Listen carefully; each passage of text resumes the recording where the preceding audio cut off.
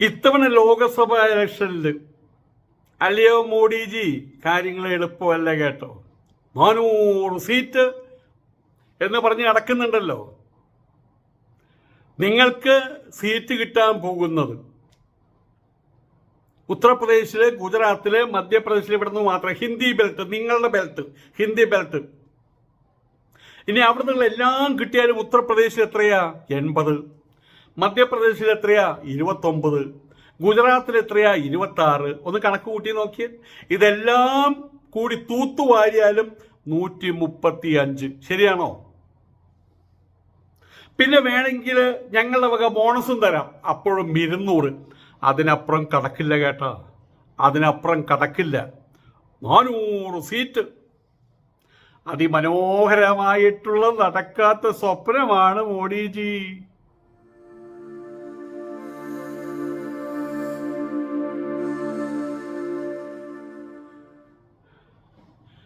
ഇത്തവണത്തെ ലോകസഭ ഇലക്ഷൻ കഴിയുന്ന സമയത്ത്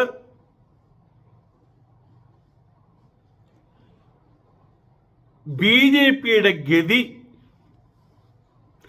ഇപ്പോഴേ ഉറപ്പിച്ചും തറപ്പിച്ചും പറയാം, അതോ ഗതി. ഞങ്ങൾക്ക് 400 സീറ്റ്,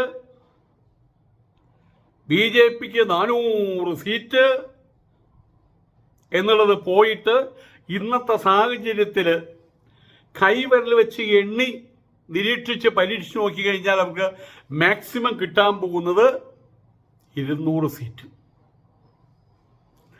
200 സീറ്റ് തികഞ്ഞാൽ നല്ല കാര്യം. ഇനി അപ്പുറത്ത് ആൾക്കാർക്ക് മറ്റുള്ള സീറ്റ് കിട്ടിയാൽ അവിടുന്ന് ആൾക്കാരെ പിടിച്ചു കൊണ്ടുവരാനോ കയ്യിൽ പൈസയുണ്ടല്ലോ, അത്രയെങ്കിലും ചെയ്യാൻ പറ്റും. അതപ്പോഴും 200 സീറ്റ് വേണം.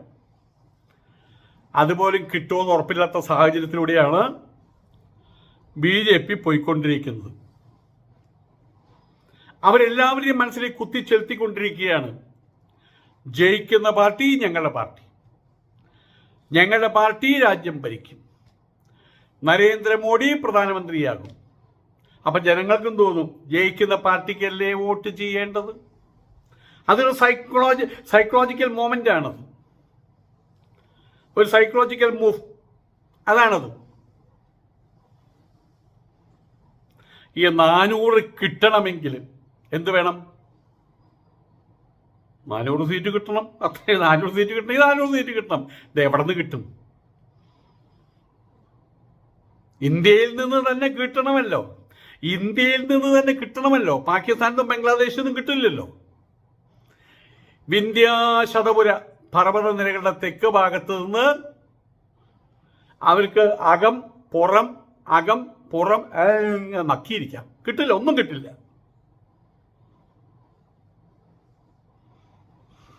രാജസ്ഥാനിൽ ഹിന്ദി ബെൽറ്റ് രാജസ്ഥാനിൽ 2014 അതുപോലെ 2019 കിട്ടിയ പോലെ മുഴുവൻ സീറ്റും ഇത്തവണയും BJPക്ക് കിട്ടണം. എന്തിനു വേണ്ടിയിട്ട്? 400 സീറ്റ് തയ്ക്കാൻ. പക്ഷെ വളരെ വലിയ ഭരണവിരുദ്ധ വികാരമാണ് അവിടെയുണ്ട് നടക്കുന്നത്.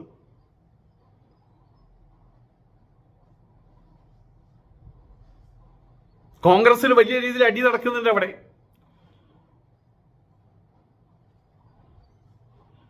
അനൈക്യമുണ്ട് അവിടെ. അതെല്ലാം പറഞ്ഞിട്ട് പോലും കൊടുങ്കാറ്റ് പോലെ കയറിക്കളിച്ച് ആ നിയമസഭാ തെരഞ്ഞെടുപ്പിൽ പോലും 270 സീറ്റ് കോൺഗ്രസിനാണ് കിട്ടിയത് രാജസ്ഥാനിൽ. അന്നത്തെ സാഹചര്യത്തിൽ ആ സാഹചര്യം മാറി. അന്ന് പുൽവാമ പ്രശ്നം എടുത്തിട്ടിട്ട് ജനങ്ങളെ ഇളക്കി. ബാലാക്കോട്ടിൽ അവിടെയുള്ള സർജിക്കൽ അറ്റാക്ക് അതും പറഞ്ഞ് ആരാണ്ടാ പാറായി എന്നും പറഞ്ഞ് വൈക്കോൽ തൂറിന്റെ മുകളിൽ കയറി ജയ് വിളിച്ച് ജനങ്ങളെ ഇളക്കി. അങ്ങനെ ദേശീയ വികാരം ഇങ്ങനെ ആഞ്ഞടിച്ചു. മൻമോഹൻ സിംഗിന് വയ്ക്കാൻ കഴിയുമോ? ചരൺ സിംഗിന് വയ്ക്കാൻ കഴിയുമോ? ചന്ദ്രശേഖരന് വയ്ക്കാൻ കഴിയുമോ? എന്തിന് നെഹ്റുവിന് വയ്ക്കാൻ കഴിഞ്ഞോ? അത് ഞങ്ങളുടെ മോഡിക്ക് മാത്രമേ കഴിയുള്ളൂ എന്നൊരു ധാരണ, അതും പറഞ്ഞുകൊണ്ട് ജനങ്ങളുടെ ആ ഒരു ദേശീയ വികാരങ്ങൾ ഇളക്കി വിട്ടു. അങ്ങനെ തെരഞ്ഞെടുപ്പാണ് 2019 നടന്നത്. നിങ്ങൾക്ക് തോന്നുന്നുണ്ടോ ആ സാഹചര്യമാണ് ഇപ്പൊ നിലവിലുള്ളതെന്ന്? ആയതുകൊണ്ട് തന്നെ ഈ വരാൻ പോകുന്ന ഇലക്ഷനിൽ ആ പഴയ കണക്കുകൂട്ടല് കണക്കന്നെ ആ പഴയ കണക്കുകൂട്ടല് കണക്കന്നെ അത് ആവർത്തിക്കാൻ പോകുന്നില്ല. BJP ഏറ്റവും ശക്തമായിട്ട് പ്രതിരോധിക്കേണ്ടി വരുന്ന ഗതികേട് കർഷകന്മാരോടാണ്. ഹരിയാന മാത്രമല്ല, ആ ഒരു ഏരിയ, പഞ്ചാബ് ഹരിയാന ഭാഗത്തുള്ള കർഷകന്മാർ അവര് പാർട്ടി ബേസിലല്ല അവരുടെ സമരം നടന്നിട്ടുള്ളത്. കർഷകന്മാർ മുഴുവനാണ്. ഇത്രയും വലിയ BJPക്ക്, രാജ്യം ഭരിക്കുന്ന BJPക്ക് അവരുടെ സമരത്തെ ഫലപ്രദമായി നേരിടാൻ ഇതുവരെ കഴിഞ്ഞിട്ടില്ല. കാർഷിക പ്രതിസന്ധി, കർഷക സമരം, തൊഴിലില്ലായ്മ, പിന്നെ ആര് ഭരിച്ചാലും കൂടിയാണല്ലോ വരുന്നത്. ആ ഭാഗത്ത് ജലദൗർലഭ്യത്തിന്റെ പ്രശ്നമുണ്ട്. ഇതെല്ലാം കഴിഞ്ഞതിന് ശേഷമാണ് വലിയ ബോണ്ട. എന്താണ് വലിയ ബോണ്ട? ബോണ്ട്, ജെയിംസ് ബോണ്ട് 007 പറയില്ലേ, ഇലക്ട്രൽ ബോണ്ട് തട്ടിപ്പ്.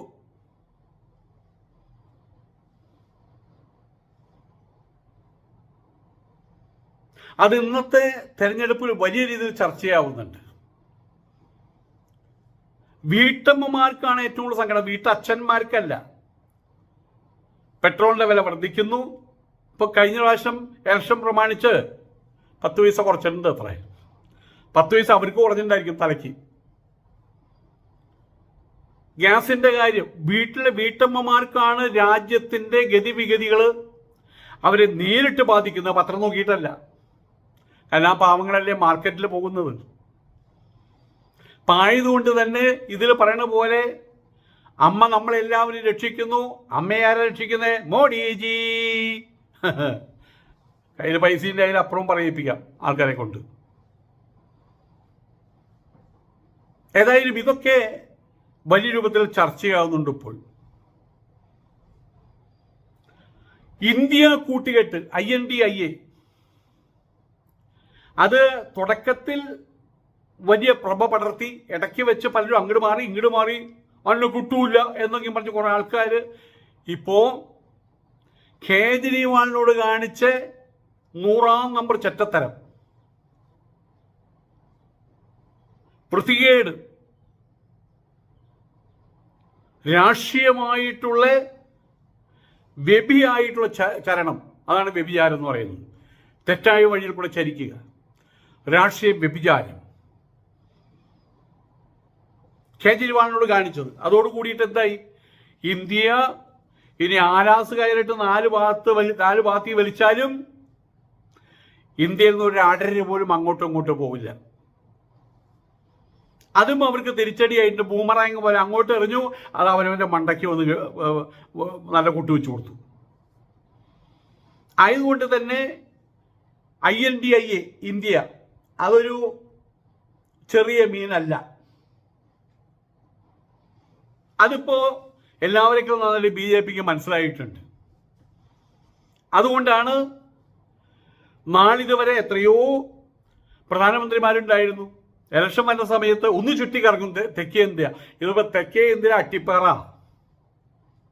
തമിഴ്നാട്ടിലും കേരളത്തിലും കല്യാണത്തിന് വരുന്നു, കക്കൂസ് ഉദ്ഘാടനം ചെയ്യാൻ വരുന്നു, ടോയ്ലറ്റ് ഉദ്ഘാടനം ചെയ്യാൻ വരുന്നു, കുട്ടികളുടെ തെരണ്ട് കല്യാണം. ഇപ്പൊ തെരണ്ട് കല്യാണം ഇല്ലല്ലോ അല്ലേ? ഇന്നലേക്കും വിളിച്ചു കഴിഞ്ഞാൽ ഇങ്ങനെ വിളിച്ചാൽ വരുന്നൊരു ഇന്ത്യൻ പ്രധാനമന്ത്രി. കാരണം എന്താ? ഉള്ളിലെ ഭയം. മൻമോഹൻ സിംഗും തോറ്റു. അദ്ദേഹം പ്രധാനമന്ത്രിയായിരുന്ന സമയത്ത് അങ്ങയുടെ മുഖം എങ്ങനെയാണോ അതുപോലെ തന്നെയാണ് പ്രധാനമന്ത്രി അല്ലാണ്ടായപ്പോഴും. ഒരു സ്ഥാനം കിട്ടി, ആ സ്ഥാനം അദ്ദേഹം മനോഹരമായിട്ട് കൊണ്ട് നടത്തി. ഇതിപ്പോ അതല്ല. ഇലക്ഷനില് അട്ടിമറി നടന്നു കഴിഞ്ഞാൽ ആ മറിഞ്ഞു വീഴുന്നത് മുഴുവൻ മോഡിയുടെ തലയിലേക്കായിരിക്കും, അമിത്ഷായുടെ കഷണ്ടി തലയിലേക്കായിരിക്കും. അതവർക്ക് ഭയമുണ്ട്. അവർ ചെയ്തു വെച്ച കാര്യങ്ങൾ, അവർ ചെയ്തു വെച്ച കർമ്മങ്ങൾ, അത് അവരെ തന്നെ തിരിച്ചടിക്കുന്നവർക്ക് നന്നായിട്ട് അറിയാം. അതുകൊണ്ട് ഭയമാണ് അവർക്ക്. ഇലക്ഷനിൽ ജയിച്ചു കഴിഞ്ഞാൽ നമ്മൾ ഭരിക്കും, തോറ്റു കഴിഞ്ഞാൽ നമ്മൾ പ്രതിപക്ഷത്തിരിക്കും. അതല്ല സ്ഥിതി. ഇലക്ഷനിൽ തോറ്റു കഴിഞ്ഞാൽ എൻ്റെ ഈശ്വര എല്ലാത്തിനും കൂടി ചാക്കിൽ കെട്ടും പ്രതിപക്ഷം. അത്രത്തോളം അവര് ഇന്ത്യയെയും ഇന്ത്യക്കാരെയും പ്രതിപക്ഷക്കാരെയും ദ്രോഹിച്ചിട്ടുണ്ട്. ആര് ചെയ്ത തെറ്റെന്ന രീതിയിലാണ് ദ്രോഹിച്ചിട്ടുള്ളത്. ഇവിടെ ഒരുത്തരുണ്ട് ടാക്സ് കോഴി, ടാക്സും വെട്ടിച്ച് 30 ലക്ഷം രൂപ ടാക്സും വെട്ടിച്ച് ഒരുത്തരുണ്ട് ഇവിടെ. എന്താ അയാളെ പിടിക്കാത്തത്? അയാളെ BJP മോഡി ക്ലീനിങ് പൗഡർ ഉപയോഗിച്ച് കഴുകിയിട്ടുണ്ട്. അപ്പൊ പിന്നെ എല്ലാം തേഞ്ഞ് പാഞ്ഞ് പോയല്ലോ. അപ്പൊ ഇവർക്ക് അനുഭവിക്കാൻ കിടക്കുന്നേ ഉള്ളൂ. ഇവർക്ക് ഭയമാണ്, തെരഞ്ഞെടുപ്പിനോട് ഭയമാണ്, തെരഞ്ഞെടുപ്പിന്റെ റിസൾട്ടിനോട് ഭയമാണ്. ജയമല്ലാതെ മറ്റൊന്നും അവർ കാക്ഷിക്കുന്നില്ല. ഭയമാണ് അവർക്ക്. കേജ്രിവാളിന്റെ അറസ്റ്റ്, കേജ്രിവാളിനെ കുറിച്ച് ജയിലിൽ കൊണ്ടിട്ടത്, അത് വലിയ രൂപത്തിൽ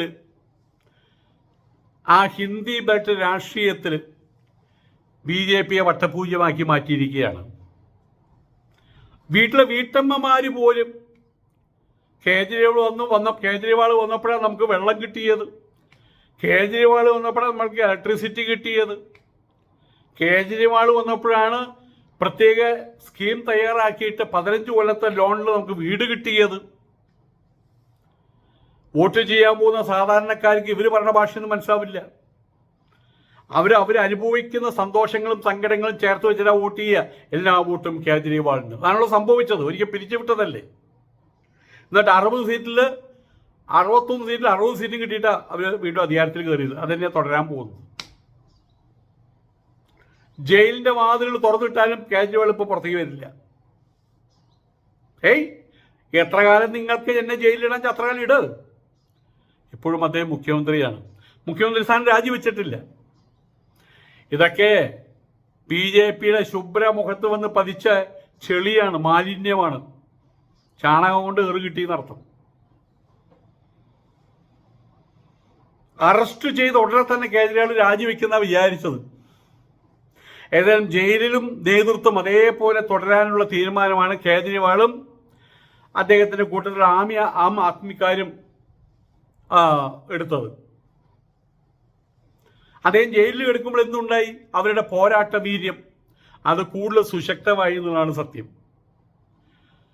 അത് വൈകാരികമായിട്ടുള്ള, രാഷ്ട്രീയപരമായിട്ടല്ല, വൈകാരികമായിട്ടുള്ള ചില സംവാദങ്ങൾക്ക്, ചർച്ചകൾക്ക് ഇടം കൊടുത്തു. കേരളത്തിലെ MV ഗോവിന്ദൻ മാസ്റ്റർ പറഞ്ഞൊരു കാര്യമുണ്ട്. ഗുണ്ടാ സംഘത്തിന്റെ പോലെ, കൊട്ടേഷൻ സംഘത്തിന്റെ പോലെ ED പെരുമാറുന്നത്. പേടിപ്പിച്ചും പീഡിപ്പിച്ചും പണം പീറ്റിക്കുക, പദവി പീറ്റിക്കുക.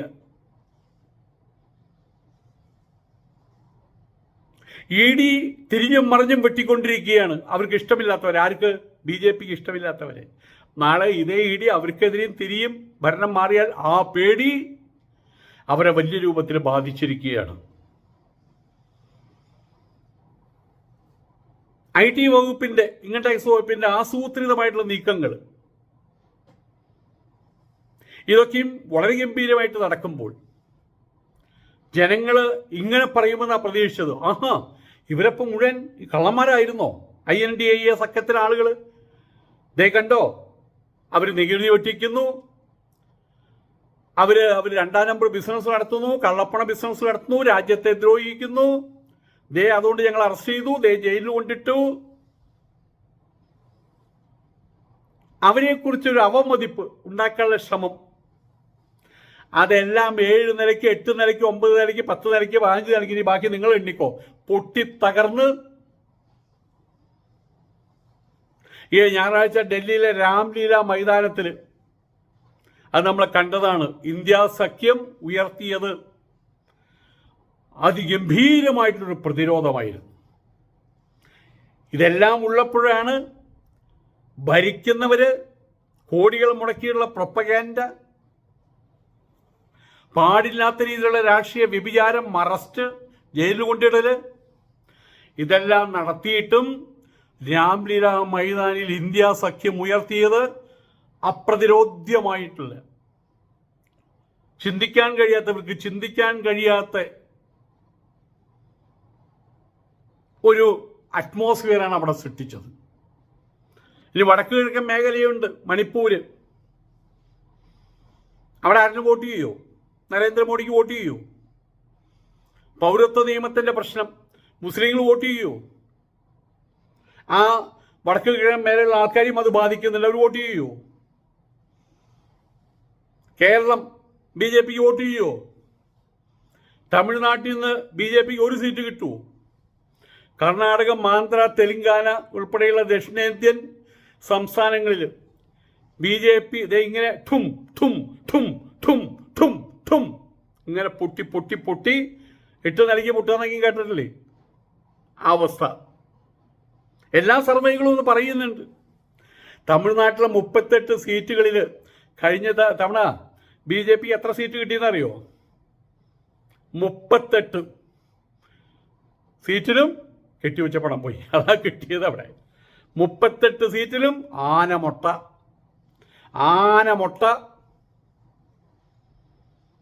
38-ൽ 37 സീറ്റും UPAക്ക് ലഭിച്ചു. DMK 23, കോൺഗ്രസ് 8, CPM 2, CPI 2, മുസ്ലിം ലീഗ് 1, VCK 1. BJP വിരുദ്ധ സഖ്യം നേടിയപ്പോൾ പ്രതിപക്ഷ പാർട്ടിയായ AIADMK ശേഷിക്കുന്ന ഒരു സീറ്റിലും ജയിച്ചു. അതോടുകൂടി AIADMK പറഞ്ഞു, ഈ സാധനം ഞങ്ങൾക്ക് വേണ്ടാന്ന്. ഇപ്പോൾ അവിടെ ഒറ്റയ്ക്ക ആർക്കും വേണ്ട. ഇവിടുത്തെ പോലെ തന്നെ അവിടെയും ആർക്കും വേണ്ട, BJP ആർക്കും വേണ്ട. കർണാടകയിൽ BJP 26 സ്വതന്ത്രന്മാരടക്കമുള്ള സീറ്റുകൾ സ്വന്തമാക്കി വൻ മുന്നേറ്റമാണ് കഴിഞ്ഞ തവണ കർണാടകയിൽ നടത്തിയത്. കഴിഞ്ഞ തവണ തെലങ്കാനയിലും കർണാടകത്തിലും കോൺഗ്രസ് സംസ്ഥാന ഭരണത്തിന് പുറത്തായിരുന്നു അറിയണം. ആയതുകൊണ്ട് അവിടെ പാർട്ടിക്ക് കാര്യമായിട്ടുള്ള നേട്ടം ഉണ്ടാക്കാൻ കഴിഞ്ഞില്ല. ഇത്തവണ ചിത്രം മാറി, കാറ്റ് മാറി വീശി. കർണാടകത്തിൽ BJP, തെലങ്കാനയിൽ BRSൽ നിന്നും കോൺഗ്രസ് അധികാരം പിടിച്ചെടുത്തു. ഇക്കുറി അധികാരത്തിൽ തിരിച്ചെത്തിയ കോൺഗ്രസ് ഇവിടങ്ങളിൽ വൻ മുന്നേറ്റം നടത്തും.